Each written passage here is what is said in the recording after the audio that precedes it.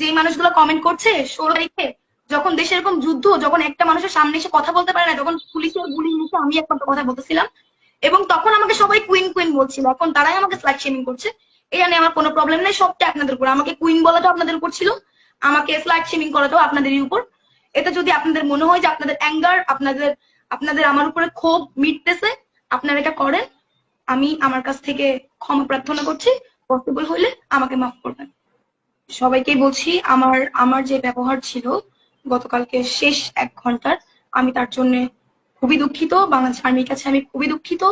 এরকম ব্যবহার বা এরকম ব্যাপার আমার কোনোভাবেই করা উচিত হয়নি, কিন্তু সিচুয়েশন, টাইমিং এবং ওইখানে যে কার্যকলাপগুলো যাচ্ছে, যেটার কারণে আমি হয়তো আমার মতো করে প্রপার কনসিয়াস ছিলাম না।